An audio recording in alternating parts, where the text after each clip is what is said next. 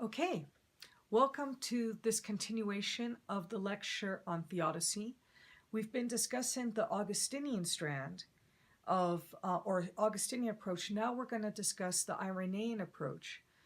Now, what you will find as we continue in this class is there are several themes that are going to reemerge. And one of them is the idea of our doctrine as a web.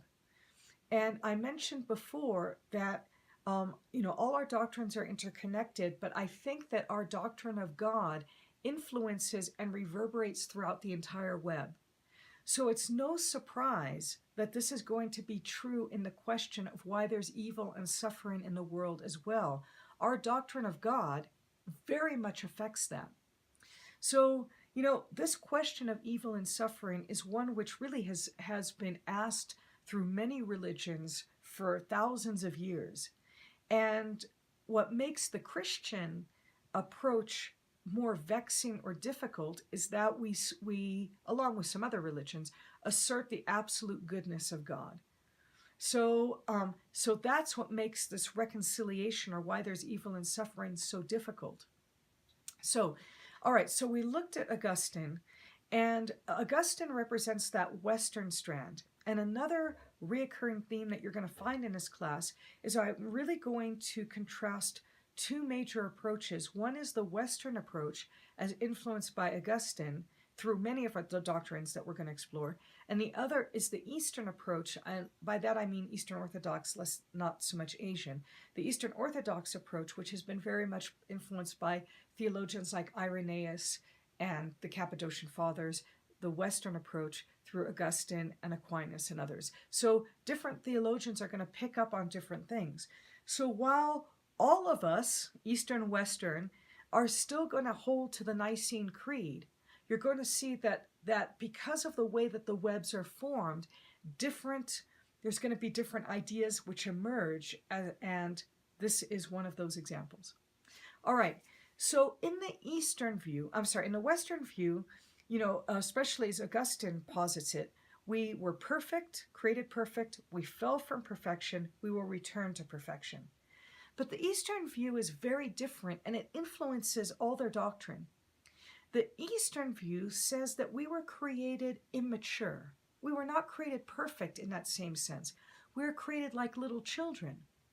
And that this world is the arena in which, this creation is the arena in which we grow deeper and deeper into the divine life of God, becoming more fully the human beings that God intends us to be. So another way to think about it is we were created with potential that needed to be actualized. So our full humanity, our full becoming and embracing of our humanity happens as a process, not as an event. Okay?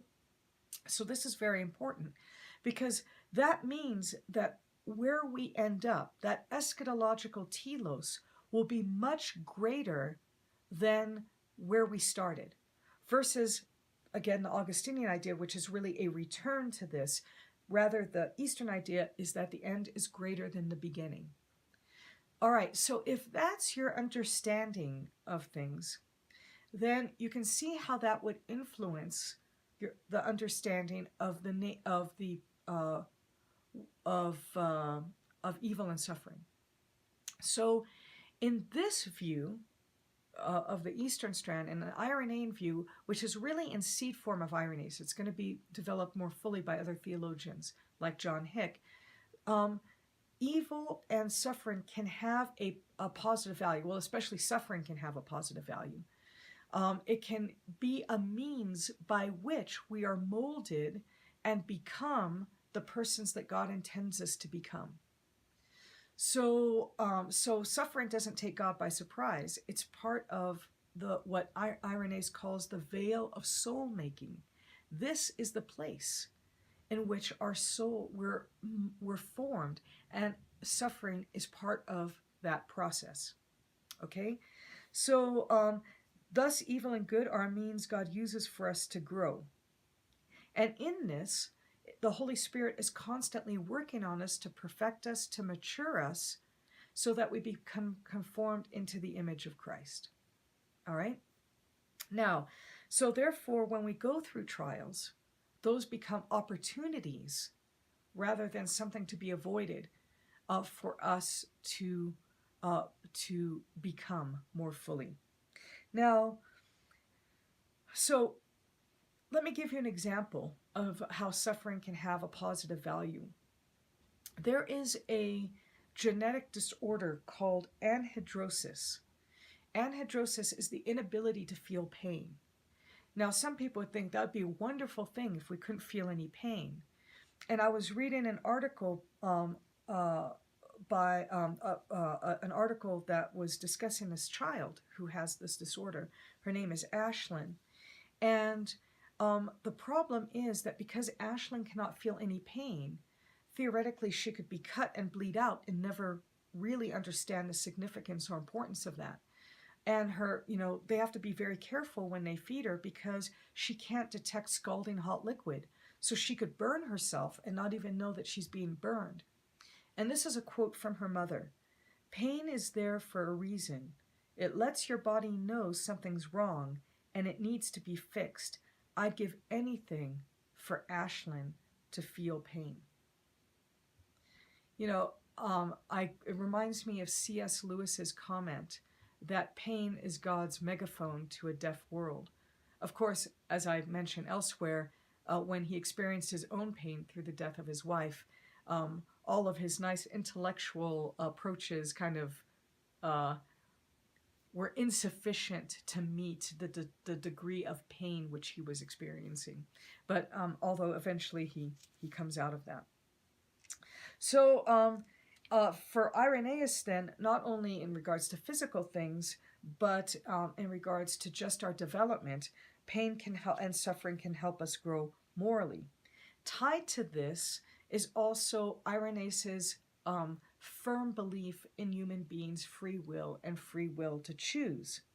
And he says, in order for there to be a moral value to our actions, we need to be able to choose. And of course, sometimes our choices are not good ones, and they have consequences which are negative, which result in evil. But nevertheless, the idea is that God allows for these things, allows for us to experience those consequences, but they can have that positive value that are attached to them. Now, John Hick is going to continue this Irenaean strand, but to develop it much more thoroughly. So what we find in seed form or germ form in Irenaeus, we find in a more fully developed form in the thinking of John Hick. Now, John Hick was very critical of the Augustinian view, and including this idea that we somehow fell from perfection, and so forth. Because the Augustinian idea, remember, was that we fell from perfection and then we used our free will to turn from God. And this is, and then of course the fall fits into this. But for Hick has, not just in regards to the fall, but in many parts of the Bible, he sees them as mythically. Mythical doesn't mean that they're untrue. It just means that they don't have to be literally true in order for them to tell us a truth. All right. I'm not saying I agree with his perspective. I'm just trying to help you understand how he's coming to where he's coming from. So now where this fits into the view of suffering is he does not view the fall literally, especially because for him he believes in the view of evolution, and he sees that, or the theory of evolution, and he thinks that fall does not fit well into that perspective. Rather, the purpose of Genesis is it shows us something of the human situation. So like Irenaeus, he's going to argue for a teleological view. That is, that we're moving towards a goal, right? And that evil and suffering are means to stimulate us to maturity, just like Irenaeus held. Now, he's going to talk about this a little bit more because he's going to postulate this idea of the necessity of epistemic distance. That is, that God could be so present that we couldn't resist him. But for us to be able to grow and to mature requires some kind of distance where God doesn't completely invade that space so that our free will is overcome. But there is a distance that's there that allows us to freely respond and to freely act. And that regards the whole of creation, not just human beings. So then, for Hick, God intentionally creates a world with the potential for evil and suffering to be the veil of soul making. So you can see how he's picking this up in the Irenaean strand. So this world, while not perfect in the Augustinian sense, that everything was exactly as it was supposed to be meant to be for all time, it is perfect in another sense, which it is the perfect kind of world that was necessary for us to become what God intended us to become in light of that teleology that we've been discussing about, in light of that end view. So it's perfect for growth and development. And I give you this quote from John Hick. Men are not to be thought of on the analogy of animal pets, whose life is to be made as agreeable as possible, but rather on the analogy of human children, who are to grow to adulthood in an environment whose primary and overriding purpose is not immediate pleasure, but the realizing of the most valuable potentialities of human personality. And like Irenaeus, he's also going to be a very strong defender of human free will. That's why we get this idea of epistemic destinance. It's necessary for God to create a space for us to operate autonomously and be able to exercise our free will, even if those consequences are negative, right? So for him, it's very important that we keep an eschatological perspective. Yes, this is my dog, Samson. He'll come and say hi. Samson, do you want to come and say hi? You want to come up? Okay, no, he's not going to come and say hi, but my puppy is here in the background. So if you hear heavy breathing, that's my dog, not me. Okay, so he said it's very important to keep this eschatological perspective, because on this side of the eschaton, we say, I don't understand, this doesn't make sense. But he says, on the other hand, you cannot understand what is happening in the now unless you understand the ultimate aim that God has. Much like a parent with a child, that a child doesn't understand why a parent says no, why a parent says don't touch the hot stove, or whatever it is. But the parent sees farther and sees the ultimate aim for that child. And so we can only understand the present in light of God's ultimate aim for his creation. And so that is basically the Hickian perspective. Now, there are certainly some contributions that we can see to the Hickian and Irenaean perspective. One is it's the emphasis on growth and development, the understanding that process itself has a value. I mean, I think, again, I might mention this later on, but when you're reading a book, what good does it do to read the introduction and to read the conclusion? But the process itself, what happens in the middle, has immense value. And then it's only in light of even the end doesn't make sense unless you understand the process. But neither does the process make sense unless you understand the end of the story, right? So that process, it takes seriously the idea that growth and process have meaning and value. So secondly, Hick takes seriously the risks that are involved in growth. In other words, not everything that happens would be directly God's will, but they are, in a sense, indirectly, because this is the kind of world that God created us for us to become the kind of human beings that he intended us to become. And that means that God takes a risk. He takes a risk that we will do things that he doesn't want us to do. But that risk is necessary in order for the higher aim to be achieved. So another very important point is that this Hick's view avoids making pleasure or comfort the test of Theodicy. And I'm going to return to that later when we discuss Pannnenberg, that maybe we should be critical of thinking of equating happiness or equating pleasure ultimately with that which is good, that goodness may mean something else, and it won't always be pleasurable. And so that's not the test of whether God is good, okay? But I'm going to return to that, or I'm going to come to that when we discuss Pannnenberg in a second. But there are some challenges to this, and that is there too much of a justification of suffering and evil? That is, we're still stuck with big questions like disproportionate evil, disproportionate suffering. Yeah, sure, suffering can have a positive role. I think many of us have already experienced that. However, what about disproportionate suffering? What about a child who's dying of cancer in the cancer ward, who's 5 years old and is in agony? Does that seem like what's the ultimate value and goodness of that? Or is that too much in light of the ultimate aim which it achieves? So we haven't quite yet answered the question. I'm not sure we can really. This idea of disproportionate evil and disproportionate suffering. Just simply that some suffering has a positive element to it. And of course, a general critique of Hick is that his theology of the fall is really too thin, that there is more to what's happening in the fall, and that we have to take seriously. Doesn't necessarily mean taking it literally, but that maybe a thicker view of the fall could really fill in this Theodicy. All right, so on one of the slides here, then, you see a synopsis of the Augustinian view and Irenaean view. And I'm not going to repeat that all for you, but you can see, human beings are, for Augustine, are created perfect.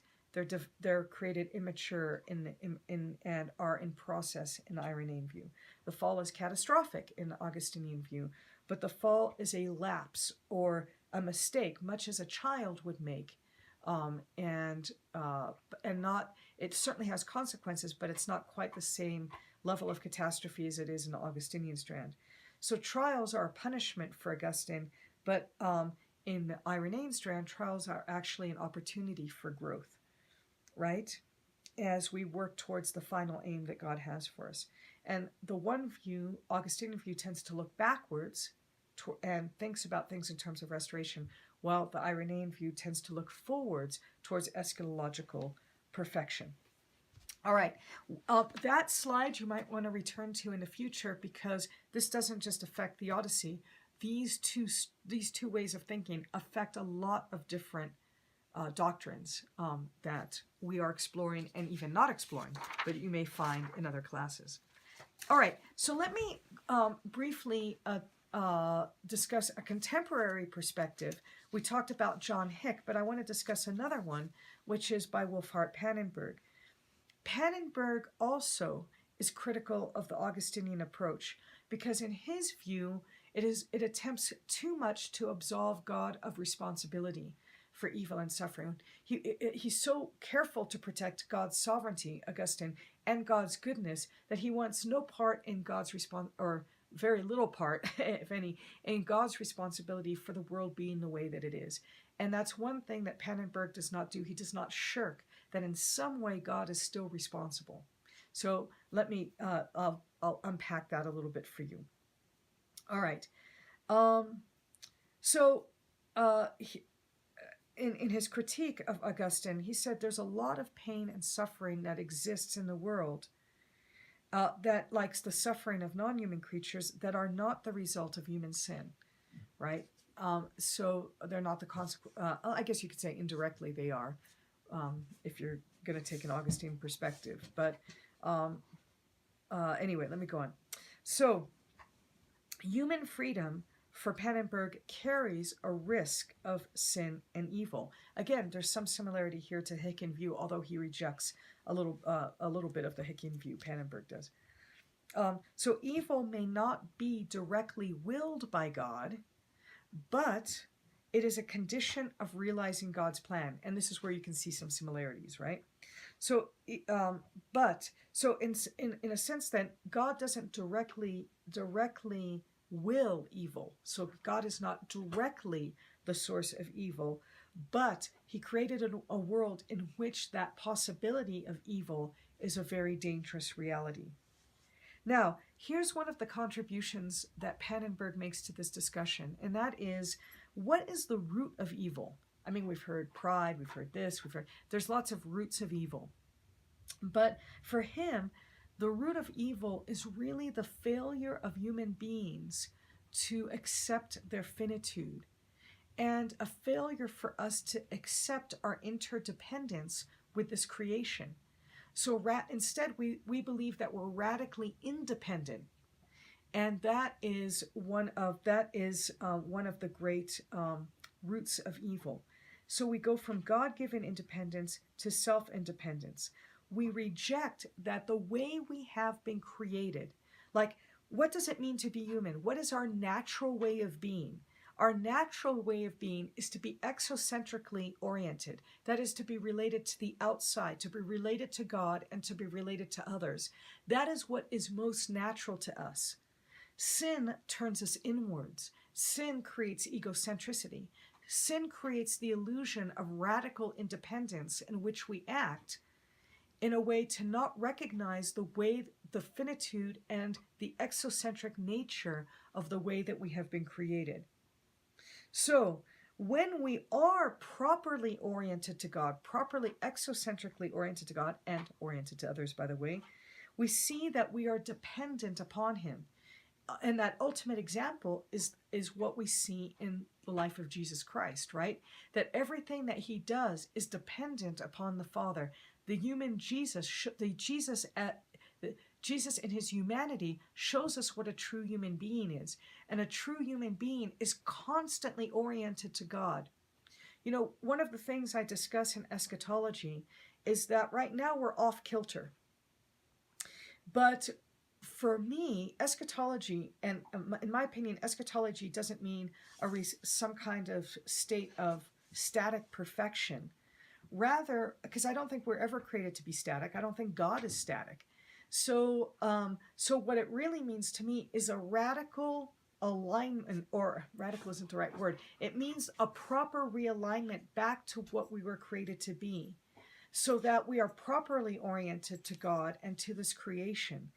And therefore we live our life as Jesus lived His life, properly oriented to God, properly oriented to one another, properly oriented to the creation itself. So anyway, and in that way we become fully human. We exist in our full humanity as God intended us. That's just a little side note that I threw in there for free. All right, so now, when we become, for Pannnenberg, when we don't recognize our finitude, when we insist on radical independence from God, that creates problems between God and us, and between us and nature. So, I wanted to say something. Let me just say one more thing, and then I will go ahead and talk about this. Responsibility then for the coming of evil rests on God, who foresees and permits it, as opposed to Augustine.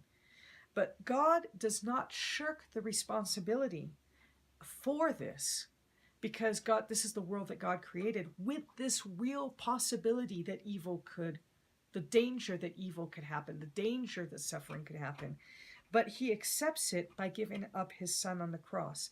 So then evil isn't just something that we bear. The consequences of sin is not just something that we bear, but God too bears that cost. And evil is costly not only for us, but for God Himself.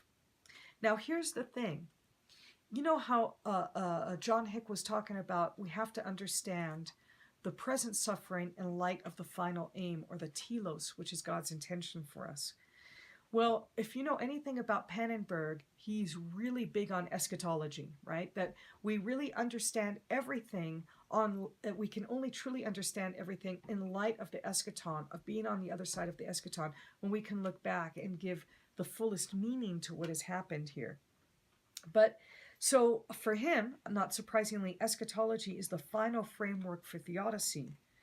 But it also needs to be understood in connection with what were the intentions of God's creation, and what the aim and point of God's creation, and then what does it mean for God to care for His creation. So all of these are linked together, but at the end of the day, it's going to be eschatology that forms that framework for all of these things. So now, Overcoming evil is affirmed because ultimately evil will be overcome. And that is the basis of that is Christ and the cross. And so eschatologically, looking forward, we see that we have faith in the resurrection of the dead and new creation. And only in light of the other side of the eschaton can we retrospectively look and affirm the goodness of creation and justice. Now, let me give you a quote from Pannnenberg. It's towards the end of his section of Theodicy in his volume 2, page 173 in my book.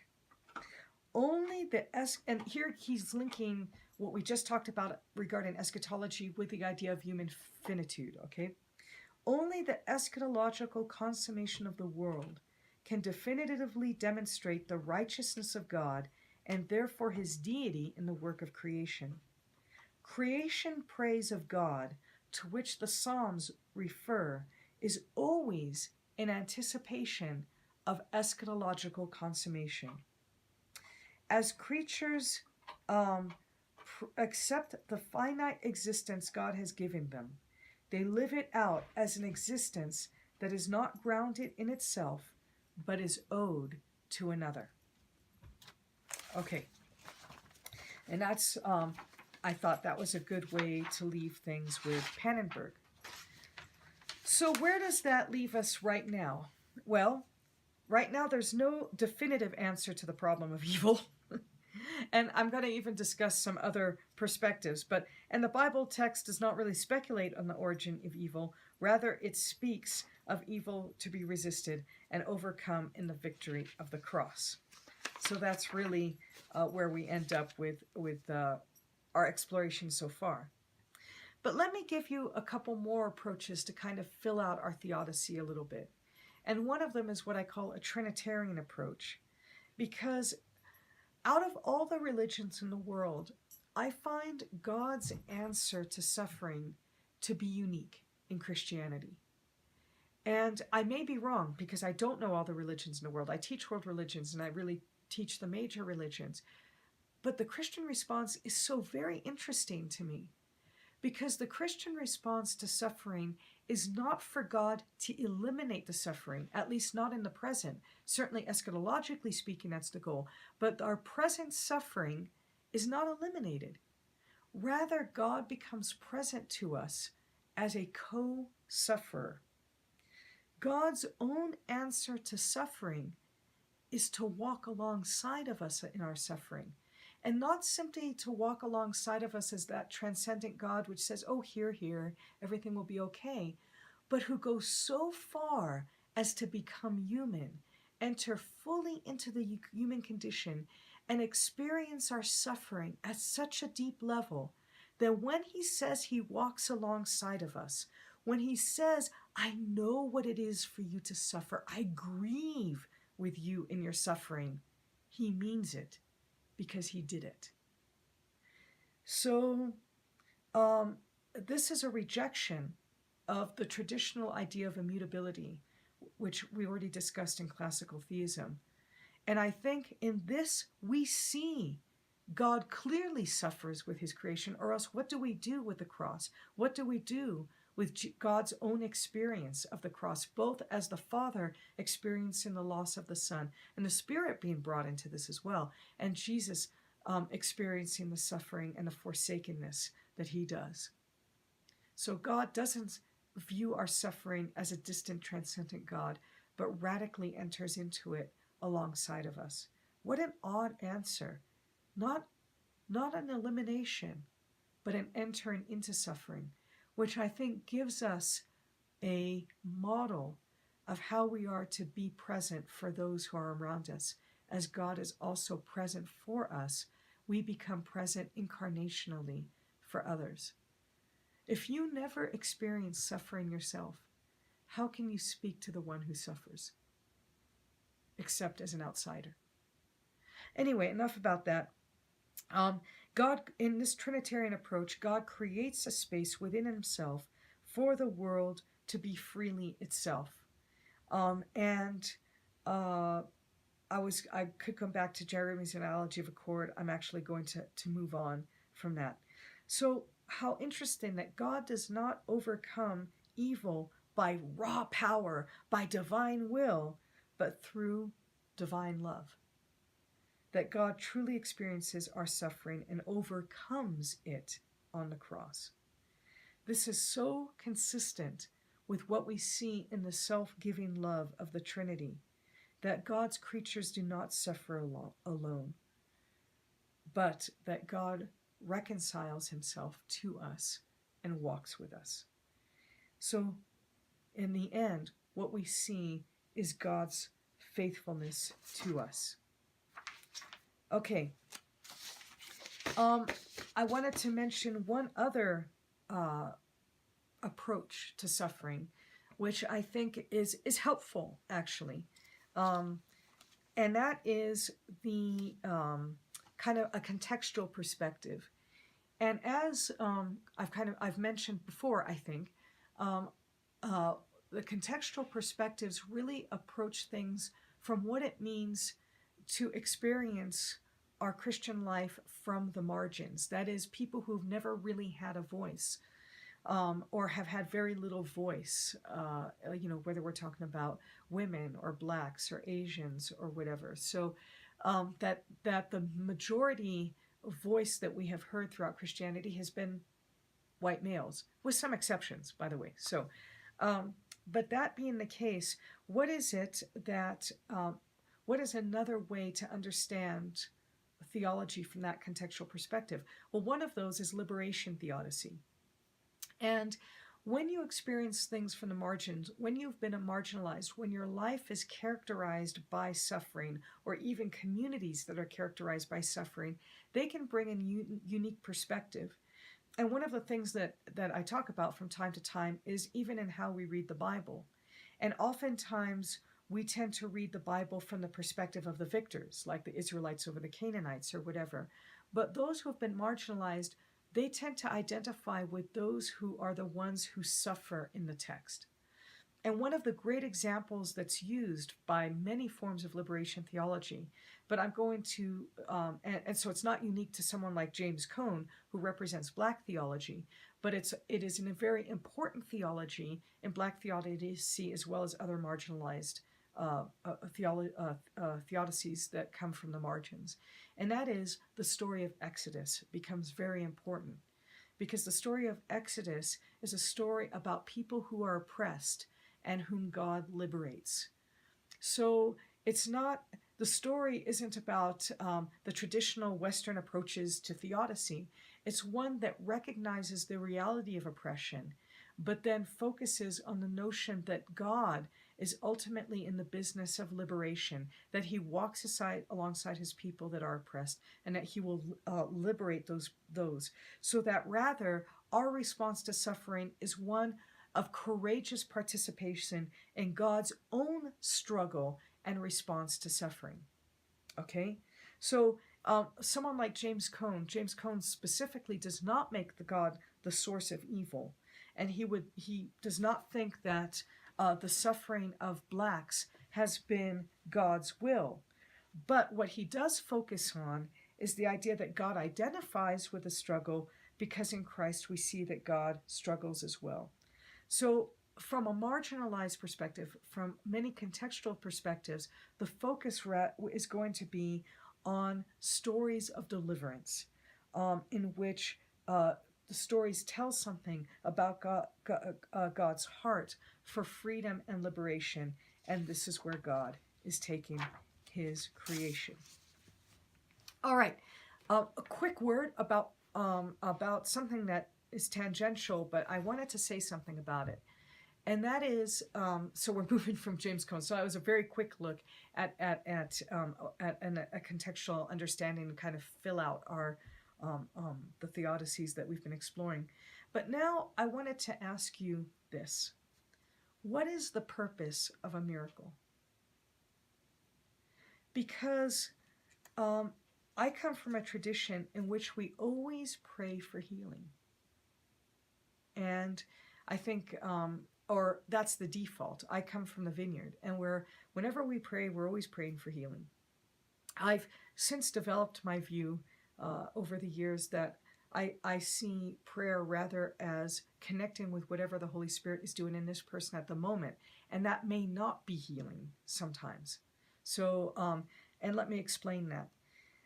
The hard thing to understand about a miracle is, one, why aren't there more of them? Like, let's take that there are two children that are in a cancer ward.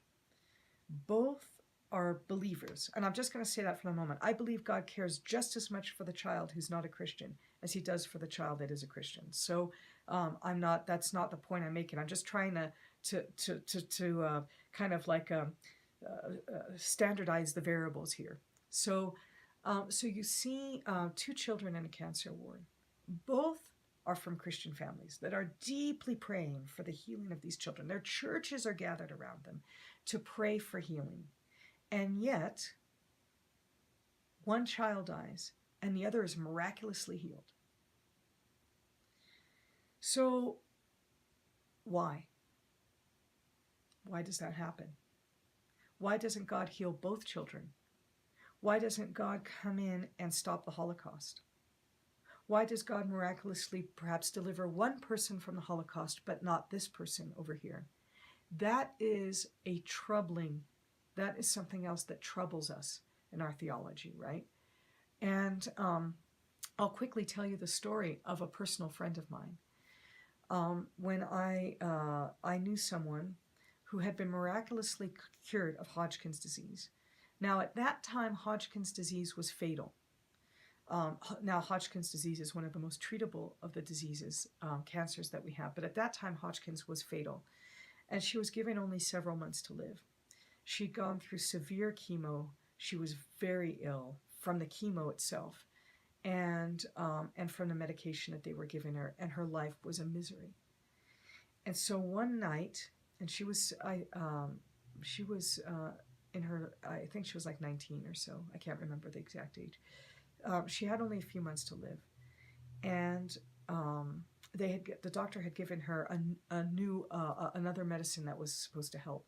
She took one pill, threw it up, couldn't take any more, and she finally said, "God, either cure me or kill me, because I cannot continue the way that I am now." When she went to the doctor the next time, there was not a trace of Hodgkin's disease in her body. And at first, the doctor was excited. He thought the treatment had been working, and she confessed, "I didn't take the medicine because it made me too ill." And he said to her, "You know what? Only God could have cured you so completely." Okay, now, fast forward a little more than a decade later. My friend becomes ill again, and it's leukemia. And the irony is that they think that the leukemia might have been caused by the chemotherapy she had received from Hodgkin's disease. She lived for a little more than a year in pain until she finally went home. And when she wanted to go home, she wanted to go home. She said, "It's time for me to go home." She never lost her faith. She just was ready to go home. And you say, why? I think that really affected my church a lot, because we're so believing in healing. And what kind of joke is this, that she should be miraculously healed here and die later? So I thought I wanted to discuss that just a little bit, because I think Pannnenberg has an approach that helps us understand. I think miracles can serve many purposes, so I'm not saying that this is the only purpose for a miracle. But he talks about miracles as provisional. That is, you have to understand that even though Lazarus is raised from the dead, he's going to die. Every single person that Jesus healed in the New Testament dies. Okay? So even when we have a miracle at one point, that's not the status quo for the rest of our lives. We're going to get sick again. Things are going to happen. We continue to live in this world of the now and the not yet, in this in-between time in which there is still sickness and suffering and death, right? But then why the miracle at all, then? Well, Pannnenberg talks about that miracle as a prolepsis. A prolepsis is when something from the future truly enters from the future, enters into our present and brings us to the future, shows us the future, but more actually anticipates the future in some way. In a way, we see that in the resurrection itself, right? That it's in a way, it's a prolepsis. It shows us our final destiny, but it doesn't just show us, it really exists. The future enters into the present. In some way, the future reality of our resurrected life enters into the present in the person of Jesus Christ. And a healing does that too. A healing takes a future reality and brings it into the present and brings us true hope because it shows us the future. Because that future truly enters into our present. And so not every child will be healed. But that doesn't mean, A, we shouldn't stop praying, and B, it doesn't mean that miracles don't occur. But that miracle serves an important purpose. And any miracle like that is always provisional. Because the permanent reality, the full reality happens at the eschaton. So I don't know if you find that helpful, but it's one of the things that we have to consider in a theodicy is what about when God does intervene in his providence? And as I said, there's many other ways that we can approach why there are miracles, but that perhaps Pannnenberg's perspective adds another valuable contribution. Okay, so I would say a lot about sin and the fall, but we're going to cover it in more detail later. One, that we take the fall seriously, that there are real effects that happen, that all creation, as Romans 8 says, has been affected by the fall, and that sin and suffering are exacerbated by moral evil, and that there is not only personal evil that's committed, but there's also what we call collective evil or collective sin. I don't get into that as much in this class. That's actually for HT 503.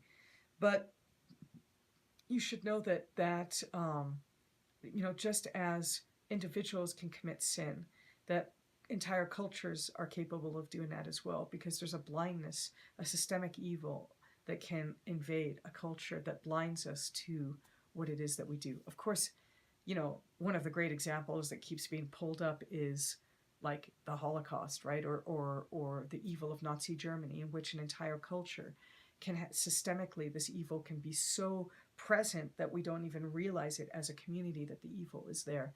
And the same thing is true of things like slavery, for example, in which there was justification for slavery. Okay, but God certainly, at the end of the day, doesn't create sin, but the options that he has provided can, in fact, result in sin. All right, some concluding thoughts. Different communities may have different responses to suffering, and that's why I was talking about contextual approaches and James Cone's thoughts on that. And that it's very important for us to think through something like theodicy, because this is part of the human condition. There is not one of us, not one human being that is going to escape suffering. Not one. It's just not going to happen. So we need to have a solid theology of suffering so that we can better help others. And at the same time, I want to say, as someone who's a chaplain as well as a professor, that while it's good to have an intellectual understanding, to have really thought through these things well, at the end of the day, our responses will always be pastoral. That is, nobody wants to hear your intellectual argument, the Irenaean or Hickian or Pannnenbergian perspective on evil. Nevertheless, if we have processed through carefully what it means to suffer, we can better help others. It informs the way that we engage with other people in their suffering. And that's why it's important for you to think through these questions. But like I said, don't be the jerk that starts to give an intellectual response to somebody's suffering. Because that's not actually what they're asking for in that moment.